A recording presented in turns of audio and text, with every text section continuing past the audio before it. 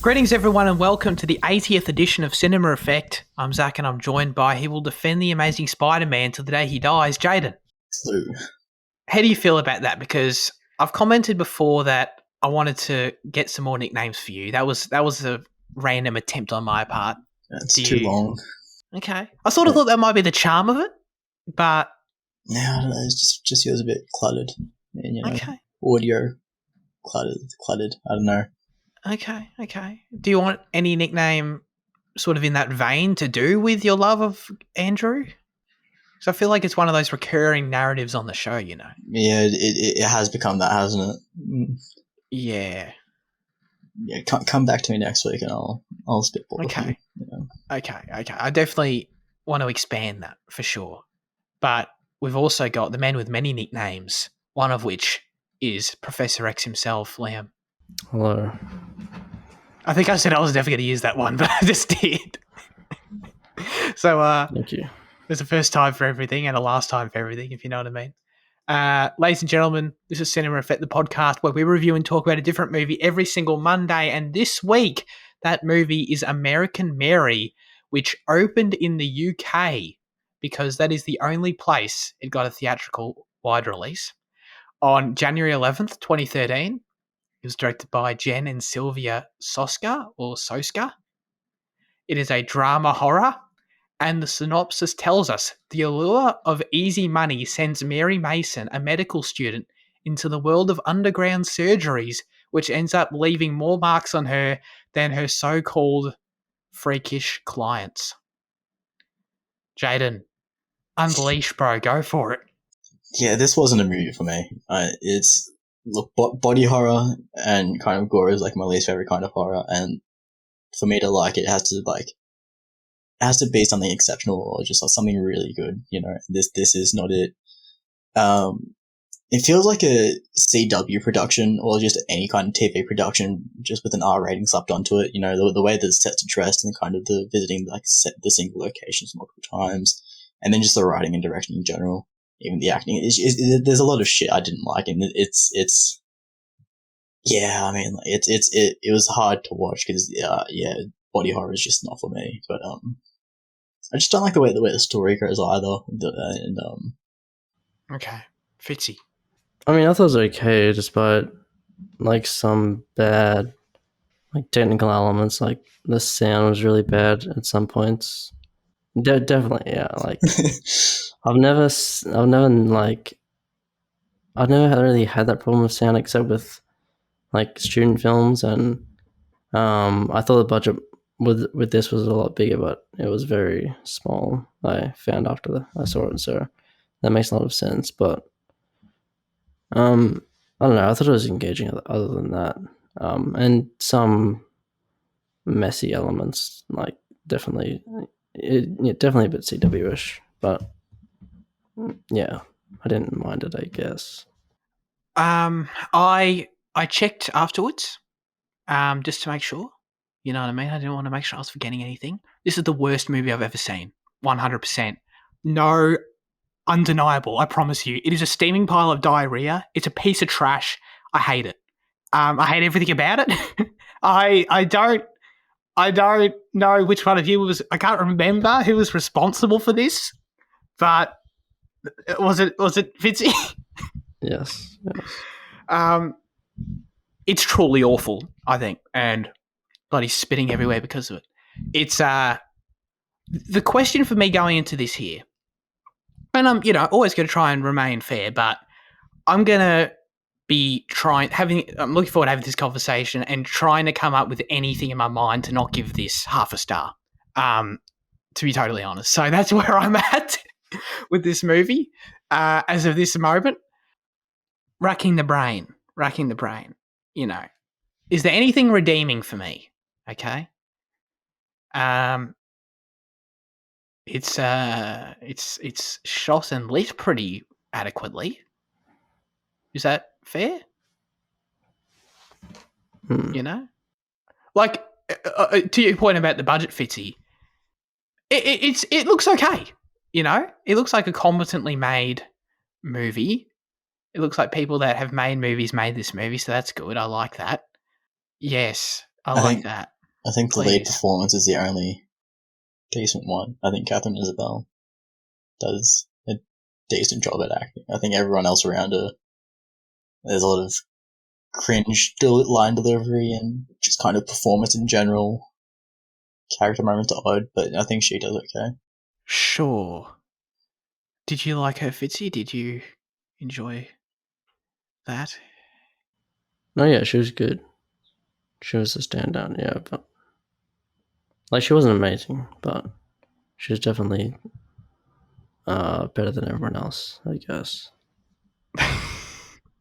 She wasn't Meryl Streep, but, you know. I mean, sure.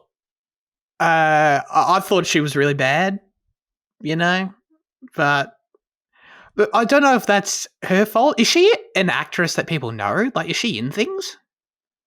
I don't think I've ever seen her in my life. She was in a few things when I had a look. I don't think there was anything.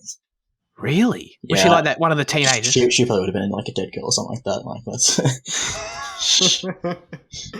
She was also in the Bad Times at the El Royale. You've seen that, right? Yeah. Bad movie. Yeah. Yeah. Okay. All right. Well, so she's known. I guess that's good. I just can't tell like how much of this, you know, is her the material, whatever. But yeah, it's just everyone around her. You guys aren't wrong about that. It's just these really just terrible performances. Like I'd like to sit here and say, oh, you know, oh, it was cheesy, it was goofy, it was fun, you know, like those other performances I'm talking about, but they just aren't, you know. Like, what were some of these choices? What are some of the accents and voices in this movie? Like what was that? Like Beatrice? Who is that? What that was a terrible performance. Who was that? You know, like and friggin' these other people, like the friggin' the professor, whoever he was, or the one who I don't know their names. The guy, I think I watched this the most recently too. That's saying something. the friggin' surgeon, just awful. The friggin' cop. Oh, and who could forget? Who could forget the main guy who runs the club? You know, just the worst. How about we get the audio out of the way? Okay, was this the Amazon upload? Yeah, because I wasn't sure if it was like one of those things, or if it was actually just genuinely horrible. I don't know, but because you watched that way too. It has that kind of student film kind of audio type thing. Well, it does at times, but like then you can't hear it later. So it's like sometimes it's bad, sometimes it's fine. No, I think it's pretty consistently bad. Did you? I mean, their scenes are small, obviously terrible, you know. But like half the time you can't. It's fine, you know. Did you watch it with headphones on, Fitzy? Yeah, but I also watched it on the TV. Okay. Because I thought it might have been a TV problem, but obviously it wasn't. No, I thought I thought my headphones broke, and I had to switch back over to another app to listen to anything else, and my headphones weren't broken, evidently. Yeah, it was for me. I thought it was. I never thought it let up. I thought it was just bad the whole time, which made me think it was like just an issue with the upload or something. But the fact that you guys have seen way more student films than I have. If that is that like a quality that a lot of those have, like that. I don't know how to describe it. Like it sounds muffled and echoey. It sounds like they used the mic in the camera rather than like a boom, you know? Yes, it does. Which obviously I don't think they did do that, but that's just what that's what it sounds like. And that's like that's like in student films. Like I know that like for when I did mine, at least that's where the audio issues came from. Yeah. Oh, that's hysterical. I thought maybe because it also has that quality that, you know, if you were to slow down a film, that the audio sort of changes in that way. So I thought I was thinking, has Amazon got a speed feature? Is my friggin' video accidentally like slowed down to 0.75 or something to make this happen? But no. It sounds like it was all shot in like a pool, like an indoor pool. It sounds like it was shot inside. Like that's. It really does, man. It really does. I left the movie halfway. I watched half of it Thursday, half of it Friday, and when I came back to it, I was not looking forward to coming back to it. And when I did, I'd forgotten about the audio, and it was just one more thing to make me go, well, I've got half of this movie left. You know? I honestly thought, because when I saw that you hadn't logged it by Friday, I was like, he's probably watched like the first 20 minutes and he's given up on it and he's not going to finish it. This is going to be the first film that he doesn't finish for the show. Yeah, no, I did.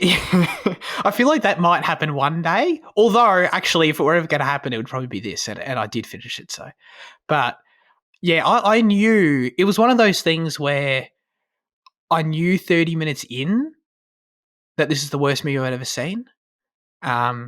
Sorry, I like had to, you're like an hour and 10 minutes after that, it just kept going. It just kept going. So, yeah, I mean, I don't know how to do this, okay? We all know I struggle when I can't stand a movie with sort of guiding the discussion a little bit. How about we talked about the excessive... this is your least favourite sort of style of horror, Jaden, with the gore and the sort of grotesque nature of the visuals and that sort of thing. So I'm sure you loved when Dr. Walsh was hung up there in the garage. I can't stand that because, dude, it happens in like Texas Chainsaw, like when they hang him from like the meat hooks, and that's like the worst thing because like it's like that's like that's like one thing I can't stand like at all. Like, dude, like that and like nail pulling, the worst things in a movie to ever exist. Yeah, I'd never seen anything like that, and obviously like, this isn't so much an actual one of my thousands of critiques of the movie. This is just like this is obviously just the genre, the style of the content here. Yeah, it was a lot. It was a lot. When he had like snot all over his face, I'm like, Jesus Christ, I don't need to see this. I don't need to see this. But Fitzy, did you get? I don't know. Did you get a kick out of it? Maybe it aroused you in some way. You don't have to respond to that. No, Zach, it didn't. But I mean, I didn't like seeing it, I guess. I feel bad having to defend it because I was pretty indifferent to the whole movie, I guess. But I don't want to put you in that position necessarily, but no, but I'm kind of like, it feels like I'm by default. Yeah, by default, I'm in that position. But I liked some of the modification, like the first modification was okay. I don't know what about it was okay, but I think the first one's okay because it's like it's just kind of like watching like I don't know ER or like whatever like one of those doctors shows on TV, where they show like the surgery. So like that kind of just was like a basic surgery, I guess. But like, was that the one on the blonde chick? Is that what we're talking about? Yeah, where they make her look like a doll. Yes. Who could? Yes, I was gonna say who could forget, but I did. So the story of this particular motion picture, Mary is a student surgeon, and she becomes a surgeon, and she sort of does, she does wacky shit as a surgeon. She, I really didn't need to see that guy's penis. What I did, Wait, who? This is another Ben Affleck. No, like because like he asked for like. Oh no, he was close. Yeah, no, this was like proper. It was up close and personal for sure. And so, I mean, she's raped. Discuss. Well, I mean, like, so like kind of like rape revenge stories aren't exactly like anything new. It's been common for a long time. I don't know what the first one was. I think I Spit on Your Grave is one of the most famous ones. I don't think I've really seen. Have I? I can't recall if I've seen it. Like it's I don't know. It's a genre in itself of horror, I guess. Right. Yeah. And it's an interesting genre where like because like you're obviously meant to like feel you're meant to support the main character and their revenge arc and whatever, but then like they often encounter this problem of like when they become the what do you call it like they become the perpetrator of violence as well. So like when it creates this whole like moral ambiguity with the character, it becomes like it becomes a whole lot messier. And that's kind of what Sure. Mary is, you know, where she's like, body modding is one thing, and then, you know, getting back at her abuser is another thing. But then she also just bashes a random security guard, and then she starts threatening the girls around the club, and it's like, well, you know, this is meant to be part of the dark path into falling into that kind of thing, but like, yeah, I don't know. I didn't like the way it went with it. That's a good point. That's the only like glimpse of thematic intrigue I could sort of grab onto was that conversation she had with I don't know, that other guy who's in the club. Like, he looks like a bikie. And he's like, oh, yeah, so this person broke into my mum's house and abused her or something. I don't know. Yes. So I thought the whole point, I thought he was getting at that, like, she's like better than them because she's just doing equally awful things to them as revenge, you know? But then he sort of came around and he was just like, oh, yeah, so what you're doing is completely justified. I'm like, yeah, okay. But I guess that she's meant to sort of have second, like, is she meant to be reflective of that, though? Like the thought I had, or I don't know if I really got that from her. I never got a whole lot of, like, regret out of her, you know what I mean? No, I didn't pick up on any kind of remorse. So anyway, yeah. So I mean, the scene where she's raped is very disturbing, but it's just one of those, for me, like, you can see it coming a mile away. It's just sort of like, oh, she's going to this dodgy party and everyone's really creepy. Oh, and it just screamed shock value stuff, you know, to me anyway. It just screamed like, let's just have this really intense scene that's like gonna really mess with the audience. It felt so shallow to me, you know.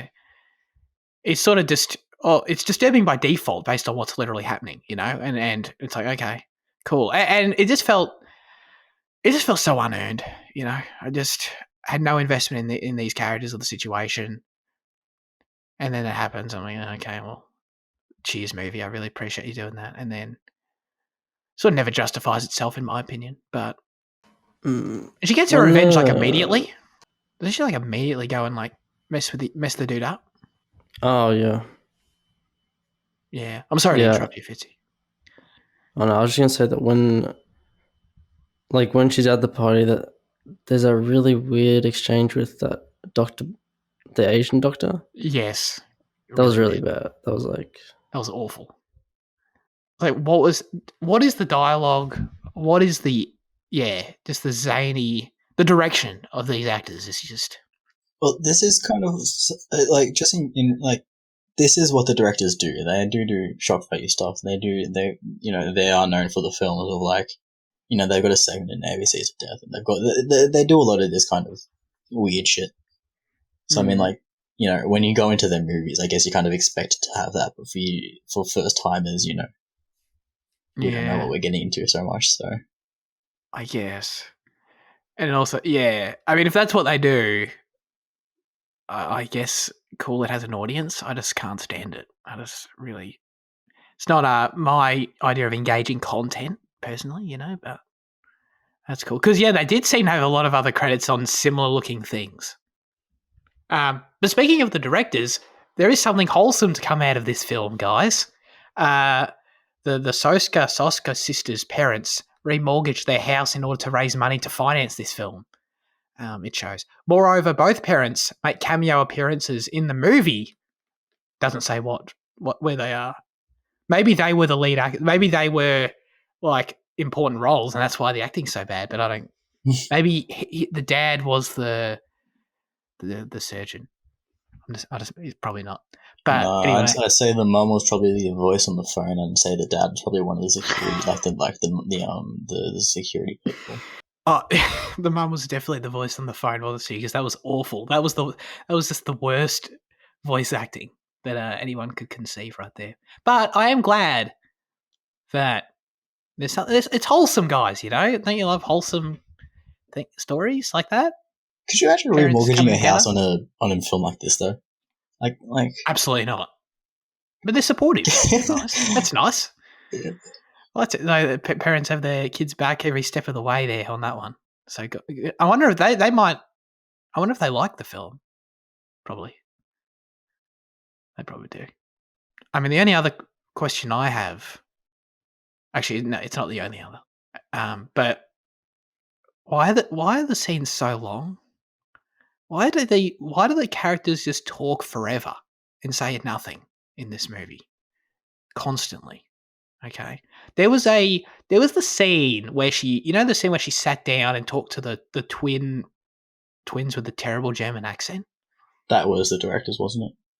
That was the Was that the directors. directors? Yes. Oh, they're terrible actors.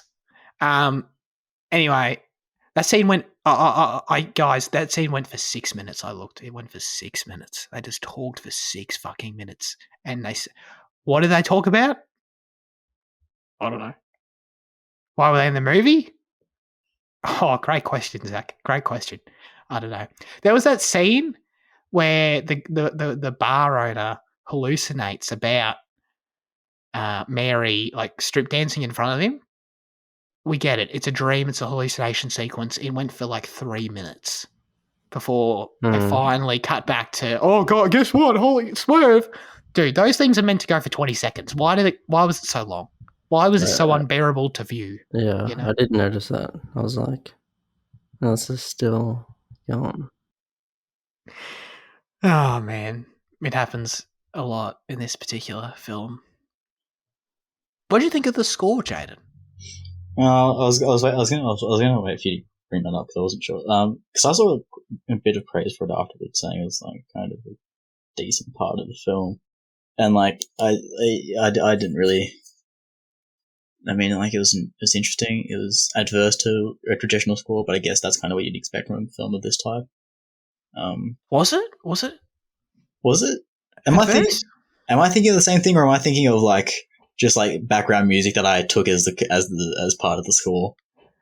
Oh, I don't know. I don't know. Like, what are you thinking of it? Well, I don't know.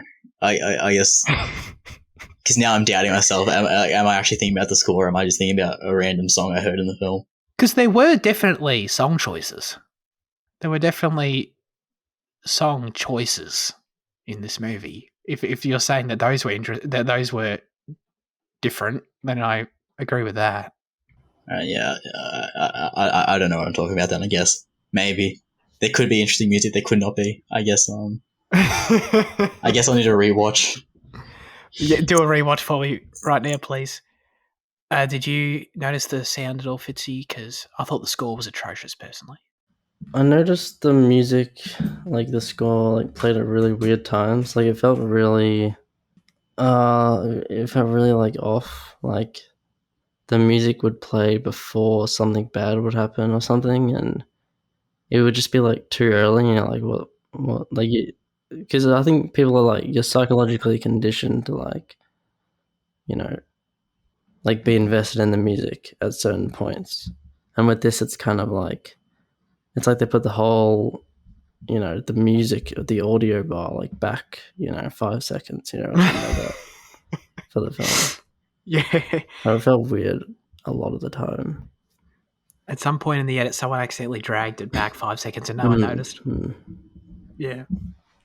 There was something. Okay, so like I did realize that I had to look on Spotify for like one of the things. But like a cool thing with the score was the use of Ave Maria when she was doing her little operations. Oh yeah. And how like as she becomes more proficient, the performance of the song also becomes better. Like it kind of starts out at a beginner standard, then intermediate standard, and then a professional standard of like performing the song. I did recognize that, and then yeah, okay, there you go. That's It also uses the American Psycho theme as well from the start of that movie. Does it? I mean, it's called American Mary, kind of. It's. Oh yeah, sure. Oh, okay. So like in a surgery thing, I think as well. So are you saying, Jane, that they reuse that same song, 3 different versions of it 3 times in the movie? I don't know if it's 3 times, but yeah, or multiple times. Yeah, there's definitely like Oh, okay. Well, shit. All right. Some thought did go into it. That might knock it up a point. You know, they did something. They did something. Good for them. Did you guys? I want to know what hit you in the feels the most in the film, Fitzy. Did you Did it really tug at your heartstrings when Nana died? Oh, that was weird. Yeah, that was just so like off. A lot of things are just off about the film, you know. Oh, Just yeah. feels. Oh, yeah. Remember, Jaden, don't forget the most hilarious character death I've ever seen in a movie is that the audience understands she died from Mary deleting her contact in the phone. Do you remember? Oh, I thought that was just like her like going dark or some shit. Like she was like going like completely off the no. grid, or like she just didn't. No, okay. That's not what I got out of it at all. I don't know. I could be wrong, but she calls and like there's no answer, and she clearly has like some reaction to what she's hearing, and then she just it just cuts to her deleting the contact. I was so I just thought that was like a protection thing where like she didn't want like any more like personal contact or anything like that, like in like this kind of like line of work. What did you get? Did you think she died, Fitzy? That's not what I thought. Oh, okay. Because she gets a call from Nana, and then she's like, not. She answers it like normally, right? She's like, "Hi, Nana, how are you?" Yeah, and then she's just like shocked or whatever. And then she deletes contact. Yeah. That was hysterical. I thought that was hilarious. What a way. What oh. Just really hit me, you know, deleting the contact. I don't know, would I delete the contact? No. I don't think I would. She went right to it, dude. She couldn't delete that contact fast enough. Do you guys know what the cop what his accent was? I would have said something British. I would have thought so too, but it had a bit of Kiwi in it, maybe.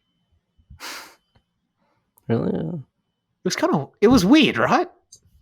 Yeah. You know? That was a genuine question, by the way. I was like very curious about that.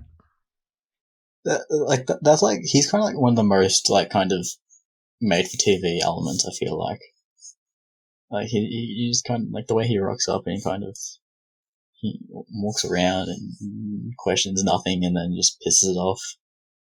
Like yeah, him and like the nightclub owner, like the way that they're used. Like yeah, I don't know. Just reminds me of something like out of like Arrow or something like that. From the bits I've seen, I can see that for sure. I really appreciated the nightclub owner giving me in-depth directions on how to drive to LA. Yeah. You know, that was cool. I mean, was the point of that scene, because had Mary already been stabbed at that point? She had, right? No? Stabbed when? From what? Well, she's stabbed by the husband of... No, that's at the very end. Is that right? Oh, but that hasn't happened yet. No. Okay. No, she just dies. So who does she fight with in the toilet? It's just one of the new hirees, isn't it? And like she intimidates her a bit for no reason. Yeah, I didn't get that. I didn't get it either. So she was just rude. I don't know, because she walked in on that person with the nightclub owner, and I'm like, but like they don't have like Mary and the nightclub owner don't have any like established relationship really beyond like, I mean, there's kind of like something kind of that kind of implies that there's interest for like between both of them, but I mean like, you know, like because like it kind of almost seems like a jealous type of thing, but like she's definitely not. I don't think. It was just weird. I didn't, because I thought it would be because he was clearly abusing this woman, right? Like, she's there, or like, so I thought it'd be the other way around. Yeah, I thought Mary had an issue with him then, as a result. Yeah. Then she walks in the toilet and has an issue with her. I was like, oh, okay. Yeah. I didn't get that. No, I didn't get that at all. And just the way, like, so I think the reason I'm confused by that element, I mean, that element's just confusing in complete isolation. But then, wasn't at this point like we cut to the other woman, who's whoever? Who's Beatrice? Is she the one that's blonde or not? Or is she She's the one that becomes kind of friends with Mary and has the really weird voice? Yeah. Okay. So I don't know. So, but at this point, aren't we like cutting between that and then like the blonde chick with her partner who kills her?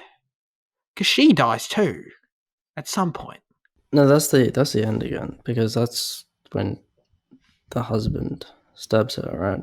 That's The when husband. she dies. Yeah. But does the husband not stab his own wife He does. before that? Pretty sure. He No, does. there's just a scene. There's just a scene where they he like looks at her body and he's like shocked, and then later, like at the end, she gets the call from Mary gets the call from Beatrice. Yeah. And Beatrice died too? Yeah, because she didn't die, but she was like, hurt Injured? by the guy. Yeah. So this guy... So the end of the movie is that this guy who I forgot existed because he like doesn't turn up for it. He's like in one scene, I think earlier in the movie. He goes on a murderous rampage because his wife's genitals have been sewed up. Yeah, that's it. And that has like no relation at all to anything Mary has been going through throughout the film. Or that, I don't know, to her revenge quest. Like that's the only thing she's been doing. She sort of resolved that pretty fine. And then, so then she's hanging out at the club, has this weird altercation with the blonde lady for no reason, and then this guy kills her. Yeah, something like that. Yeah, Okay. I'm really glad that we worked as a team to get that straight. I'm not going to lie, it's not the most compelling story. Maybe Catherine Isabel's performance was better than I thought, because guess what, guys? Catherine Isabel went to medical school to research her role as Mary. Practically Daniel Day-Lewis. Absolutely. Would Catherine Isabel have jumped in the big pile of shit in Slumdog Millionaire? Would she follow Jared Leto right through? No, maybe not. I just feel like this movie kind of has like a weird thing of where like you're watching it and it feels like it just goes forever, but then like kind of in retrospect, I'm like everything can't happen quite fast. Everything blurs together. Yeah, definitely. Yeah, I totally agree. But it was a painful viewing experience. It's like an hour and 50, isn't it? It's like it's a decent length. There's nothing wrong. Yeah, there's nothing wrong with the length, other than the fact that it exists. But with the length itself, no.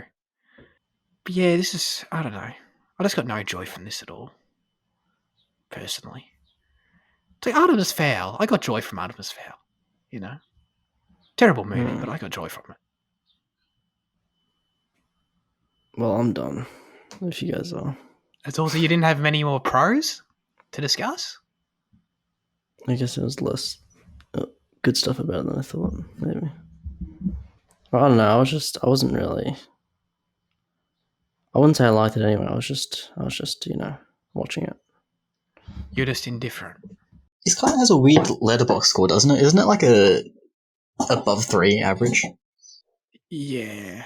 And I'm pretty sure even on IMDb it's like a 6.3. And like it's trying to be a cult movie, and like people are giving it that status, but like it doesn't feel like it deserves it. I've got no expertise in cult movies, but I would agree. My thing with it, because when it was suggested that we watch it, I knew nothing about it and I don't look into it, but it was around when at the same time I realized this is the worst movie I'd ever seen as I was watching it.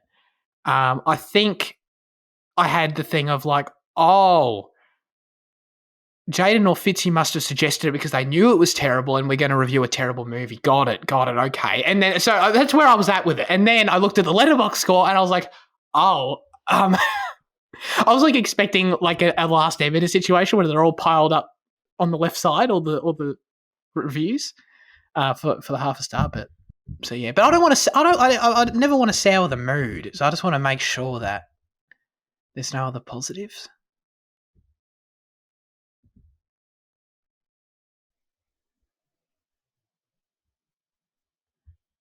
For listeners, Jaden's shaking his head. One of the things I saw about it was people saying it's an exploitation film without feeling exploitive in the way that male director ones do. That's not something I understand, nor did I pick up. This feels like full-on exploitation in terms of body horror, everything.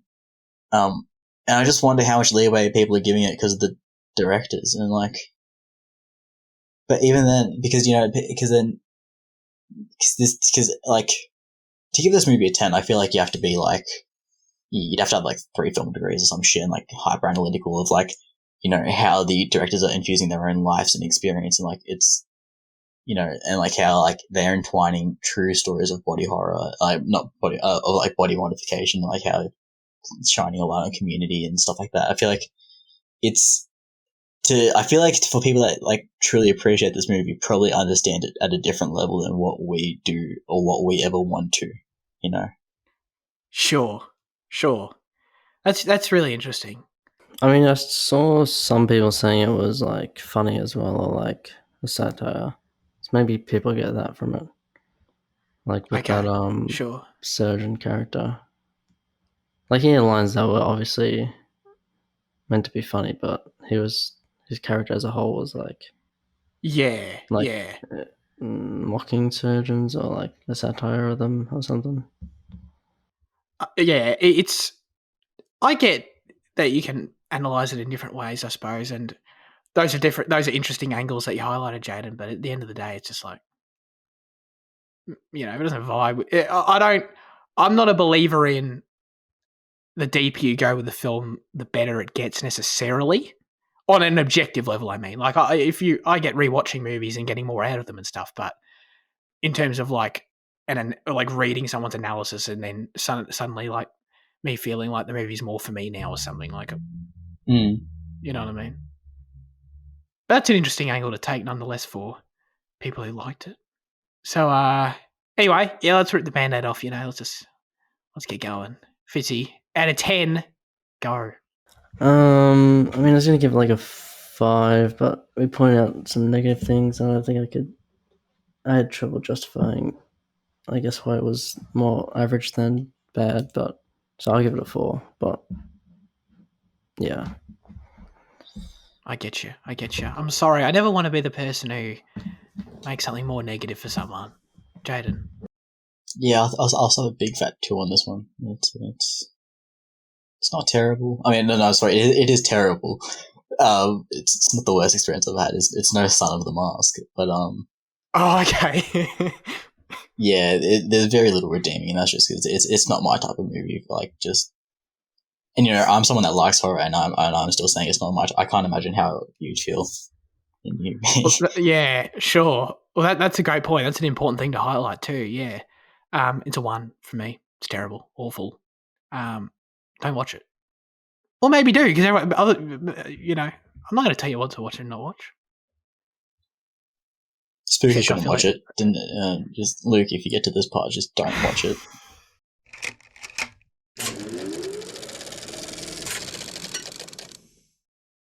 Let's get into news chat on this particular episode. We haven't got anything to say about Adam Warlock, do we? Do you guys? I mean, I'm excited for that, for Will Powder? Poulter? Yeah. Yeah, he's a great actor, so he'll be fun, seeing him. Okay, cool. Yeah. No, I agree with that. Because this was the character tease. I'm sorry, I didn't even introduce it. So Adam Warlock is a Marvel character. He's being played by Will Poulter in Guardians of the Galaxy Volume 3. That is the character tease at the end of Volume 2, right? If I'm not mistaken. That was so long ago. I don't remember. No. Okay. What was it? There was a character tease at the end of that I didn't know at the time. But that was so long ago, dude. That movie came out 4 years ago. That's nuts. Over 4 years ago.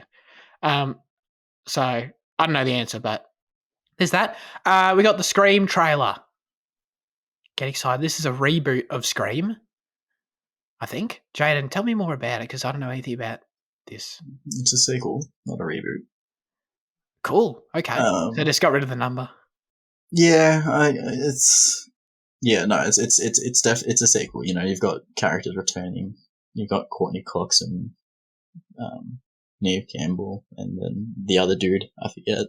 They're returning as their characters, older and wiser, and they're the trend of Scream is that so the people that survived the original kind of keep coming back in the subsequent ones as kind of a mentor for the people that is happening to again. Oh, that's great. And that happens every time.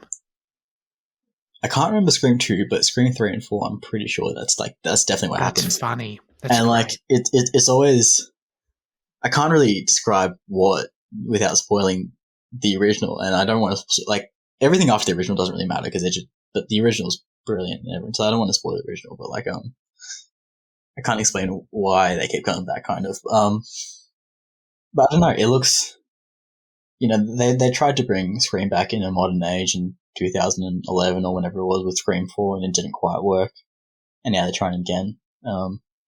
So is that the last one? Yeah. Okay. Wow, it's been a while. I don't think this one's going to work. I think fans of the series will have a fun time with it, but I think in a general sense, it's not going to function because it's kind of going down the it's just Scream with modern technology. You know, the trailer shows off she's locking the house and unlocking it with her phone and all that shit, and like I think 4 tries to do that with like the introduction of these like webcams as like a plot point and stuff like that. So like it just feels like a kind of advancement in that, but like not really like changing anything too much. So like for people that have watched the first 4, they'll probably derive something from it. Before newcomers or just casual viewers or anything like that, I don't think it's going to do too well. Okay. Fitzy, are you a Scream person in any capacity? Oh yeah, I like the 3 films that I've seen. I mean, the first one is a lot better than the rest of them, but 2 and 3 are pretty great too. Okay. Okay. Yeah.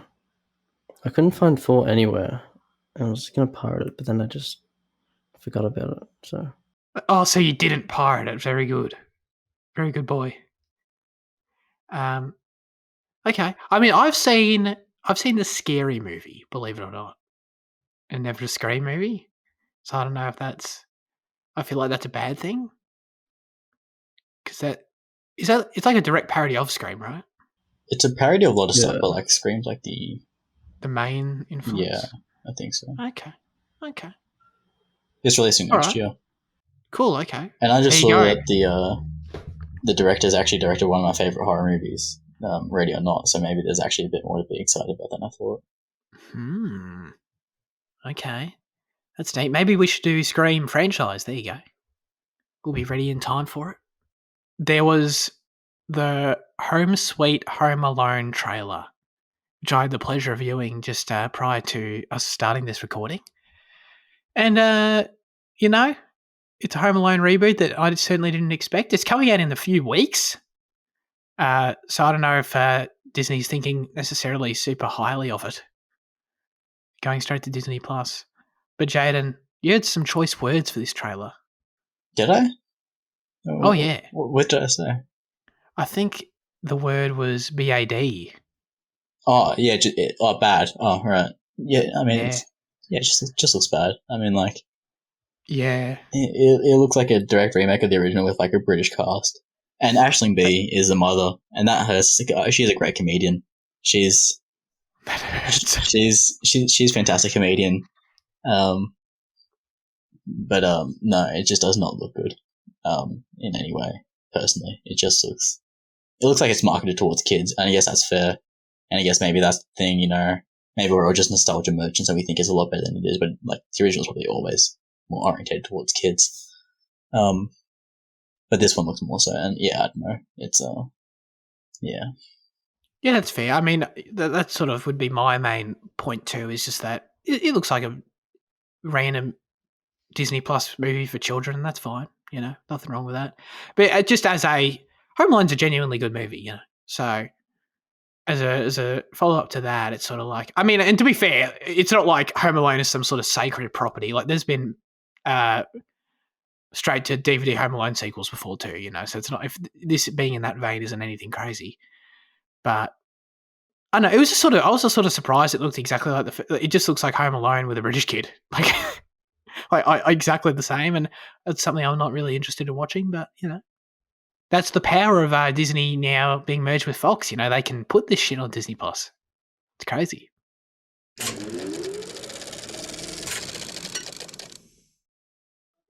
I'm sorry, I can hear an Uber Eats man right behind me, and he's on his phone.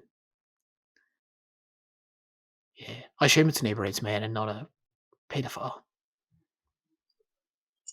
It can only be one of the two. Yeah, exactly. The Other worst. than your family. There's two kinds of people in this world, you know.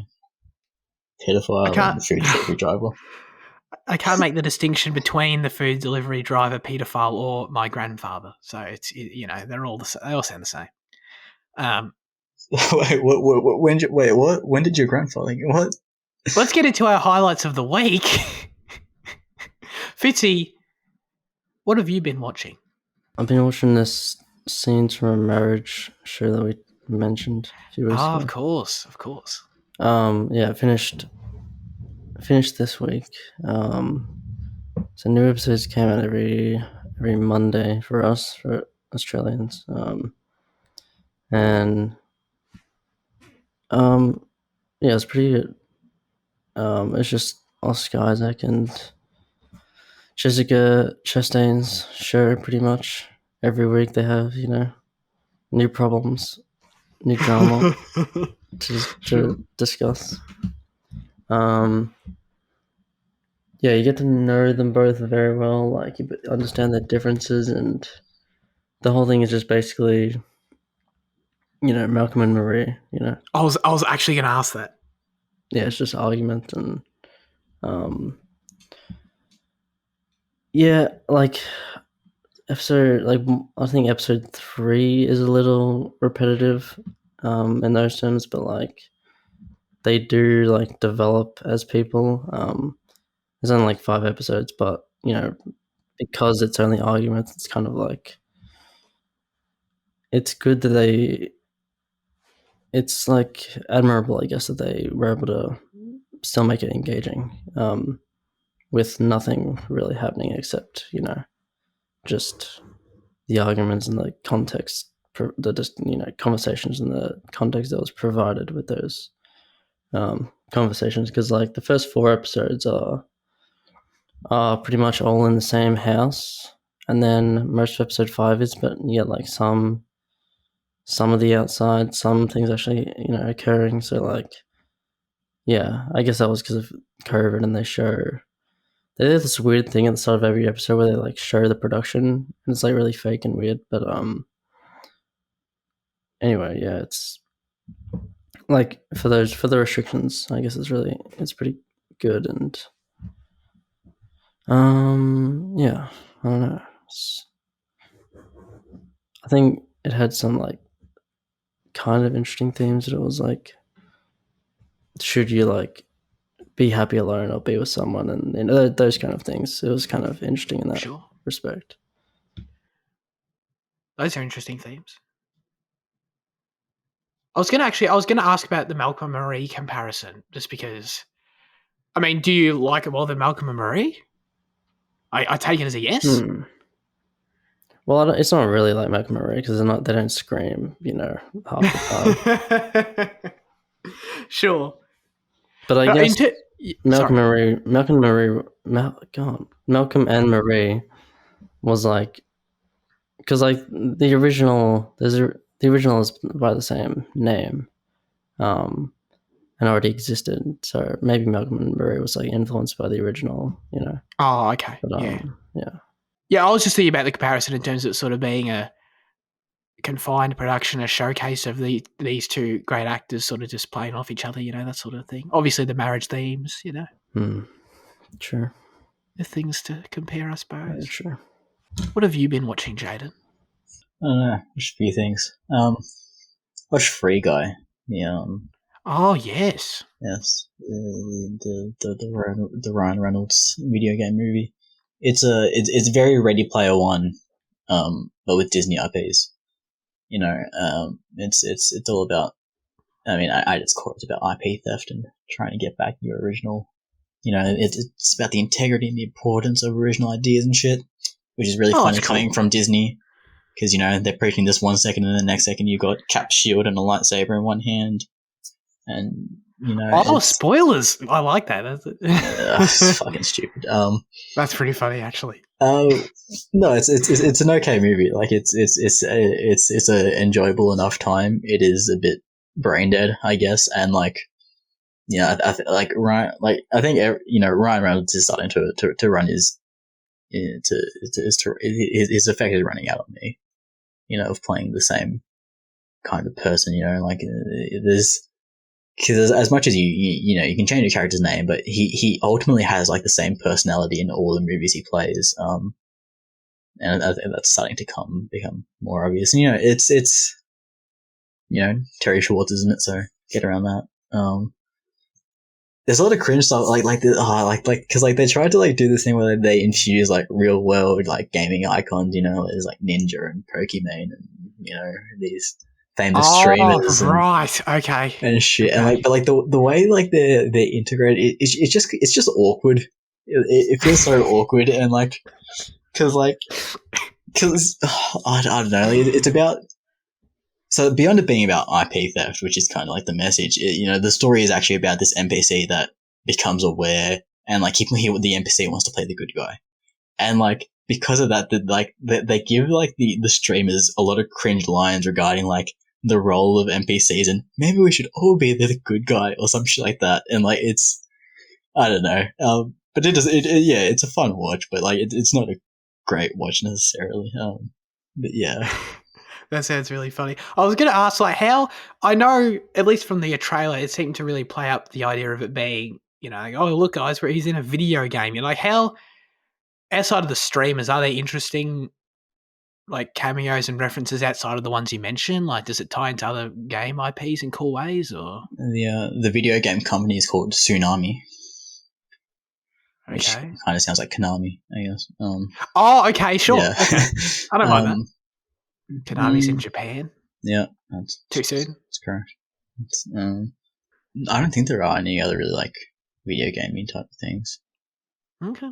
I was going to ask this because I feel like Terry Schwartz is such a specific thing that maybe like there'd be other things like that would pique my interest. You see it twice. It's great. She does play an IGN reporter, so Got it. I said IGN. Wow. Yeah, there even is reference to IGN. It's wild. Okay. All right. Very good. Very good. I was curious about that because it did come to Disney Plus. I saw, so that's neat. All right. I watched Jumper. It's a film with Hayden Christensen, directed by my favorite director, Doug Liman. And it's a film. It's like, your high budget action premise. Hayden Christensen is a teleporter. And I was curious in this because about this film because I'd seen it, around, and I saw it come to Netflix, and I was curious. It only goes for an hour and 28 minutes, and I'm like, ooh, I like that. And I was also curious because I feel like I know a lot about Hayden Christensen, only having ever seen him in 2 films. So I sort of wanted to sort of expand my Hayden horizons, if you will. You can coin that term now. There's a bit of alliteration there, the Hayden horizons. And so I wanted to watch this film, see if I like him as an actor. And because let's be real, like I can't really tell in Attack of the Clones because everyone's bad in that movie, so I can't really tell if he's bad. You know what I mean? So I wanted to. Everyone's a bit of a stretch. Yeah, no, that's fair. That's fair. I like Ian McDiarmid. He's cool. But Natalie Portman's bad, and I think that sort of says something. That's sort of the point. So anyway, I wanted to find out if I like Hayden Christensen as an actor, and the answer is I still don't know because Doug Liman's direction is also really bad, and everyone's bad in this movie. Samuel L. Jackson's bad in the movie, maybe not too unlike Attack of the Clones. Our favourite, or at least my favourite actor from my favourite film, Jamie Bell, is in this movie as a prominent character, and he's not good. It's one of those things where I feel like I should like this movie.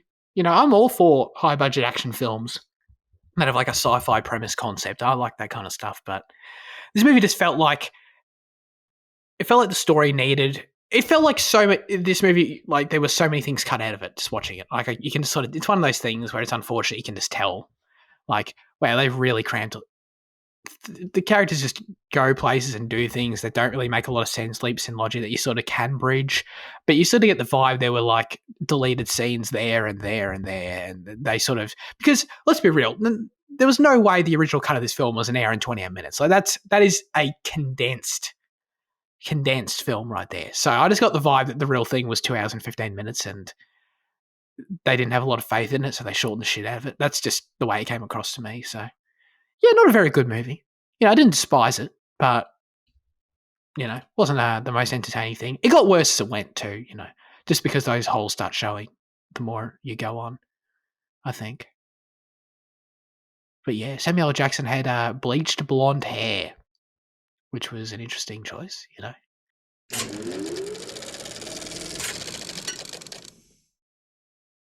All right, now we hand the show over to you with our question of the show. Last week we asked you, what did we ask you? What is your least favourite performance from an actor you like?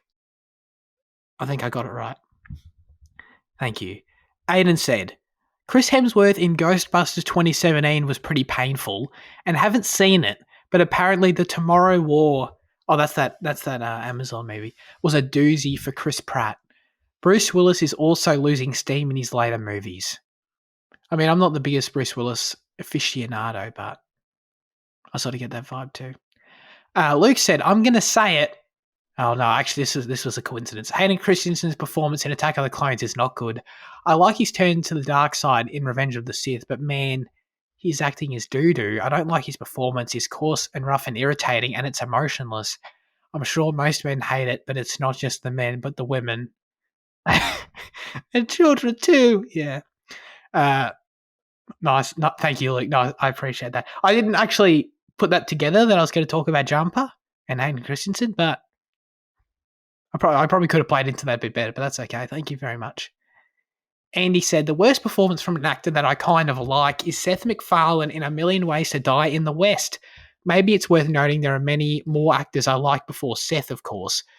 Seth is not an Academy Award tier actor at all. However, I find that his voice acting in some animated shows like Family Guy, American Dad, and the Ted films are hilarious and comically relatable. But my God, when he started his own film, I could not stand him. Let's see if this works in a sentence. The C word that rhymes with punt acts like we F word that rhymes with sucking gives a shit.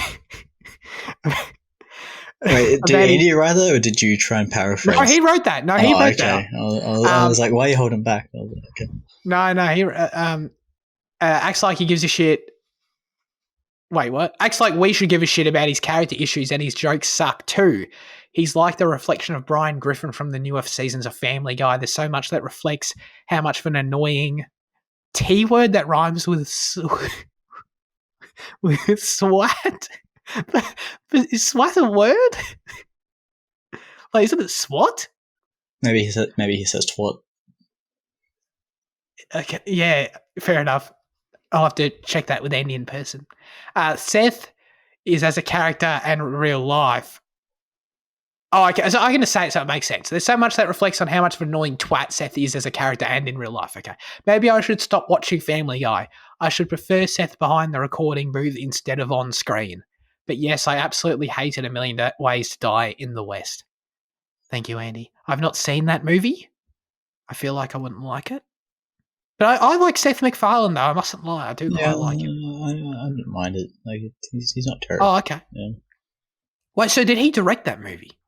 Is that what Andy's saying? I'm pretty sure he directed, wrote, star. Yeah. Wow. Okay. What is? You're not going to read Michael's answer 2 weeks in a row? What was Michael's answer? Me. What was it? Me, Inferno Avenue, fuck. What is that? It's so Inferno Avenue is just a street that our bus would drive down every day. Okay. And we made this joke that we all starred in a porn on that thing. I thought I was a cameraman. That's good. I like that. So that's what that was. Yeah. Okay, no, but that's good. I'm glad we can it's sort of included there as that. No. Cut. You have to cut that now because it's not like. No, you can't have me explain it all. You have to. Had you said it and then I explained it, would have been okay. But because it's like this kind of back and from that, you have to just has to go. I will definitely cut it. Fitzy, what That's is a lie. your least favorite actor in a wait? What is your least favorite performance from an actor you really like? Wish I had a more interesting answer. I didn't already talk about it on the show, but looking through, like most of the things I could label as bad, that could be like some, this is intentional, or I haven't seen it in a while, so I'll just say Nicole Kidman in Australia. Oh, okay. Just really, overly like melodramatic to the nth extent. Oh yeah. I've already talked about it, so I won't ramble. But yeah, That's a good choice. Everyone go and listen to the Australia episode for more on that. My choice is Nicole Kidman in Eyes Wide Shut, believe it or not. That's not my choice. I was hoping for more of a reaction than Fitzy. But I don't know if this is... I think I'd have to think about it more in depth. I'm sure there are better answers or more honest answers for me, but the best I could come up with is Tom Hardy in Venom. Just not it. He ain't it, He's not good in the movie, in my opinion, and I like Tom Hardy a lot. So that was sort of just the easy choice as a result, He really blows me away in other things. So, Jane, you disapprove? Yeah, no, I think Tom Hardy's here. I think he's a good Eddie Brock, and I think he's good in that movie. Didn't you like when he jumped in the lobster? I thought that was funny. Tank? He did too. That was improv. Well, not improv in that. Like that he came up with that on set, and they had to get a lobster tank that was the right size for him. Good. Yes. What is your answer? I've kind of got two. The first one isn't really. The first one's Julianne Moore in Hannibal because she plays Clarice. Right. And it's a fine performance, but she's not a good Clarice. She's no Jodie Foster. And that's a shame. It's just a weird way the character's gone, and a lot of the character choices, that's just in the writing, obviously. But in my opinion, she didn't fit the role. But that's a different kind of thing, I guess. But my actual answer would have to be Michael Fassbender in The Snowman. And while it is a pretty bad movie overall, his performance is no better. Because it usually, they'll be like, oh yeah, at least he tried his best. He gave it his all, or whatever. But it's not. It's such a tired and such an unpassionate kind of performance. He looks like he just kind of showed up on the set, red line, and didn't do much. And his character's kind of that drunk policeman kind of thing, but even then he still seems so out of it and kind of unengaged with what he's making. Just not a convincing performance from him. So yeah. Is he at least doing one of his amazing accents?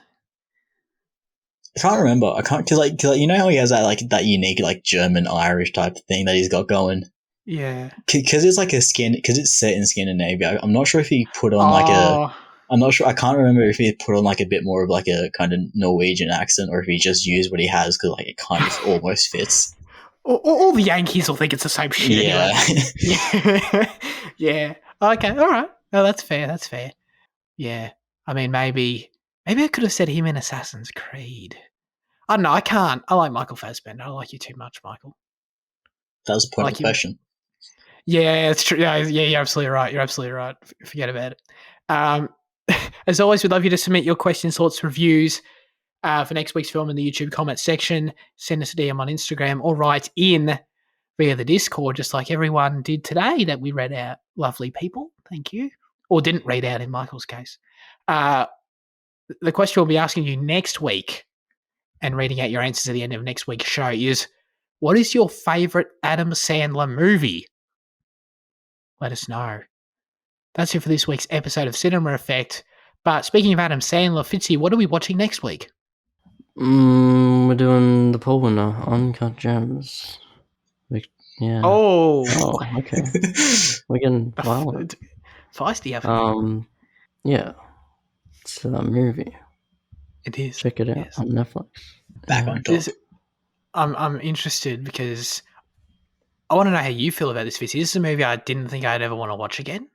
but now we're in the situation we are. So I'm curious. I'm not dreading it. I'm curious about it because I feel like it is it's an experience the first time. I feel like so much of it relies upon that first viewing. But do you feel similarly? Pre-game thoughts here. Pre-game thoughts. Pre-game. Well, if it's less good on a second time, does that make it worse of a movie? Or like, yeah, if it, not if necessarily. I don't think so, but like, I don't know. It's an interesting question, I guess. I'm sure we'll tackle it next time. And Jaden's never seen it, so that's when the conversation will be. Is it 1,000%? I promise you, without doubt, will be incredible. An incredible conversation we're going to have. So check it out. All right. Appreciate everyone tuning in. Appreciate you guys for joining me as always. Have a great rest of your week, listener, and goodbye.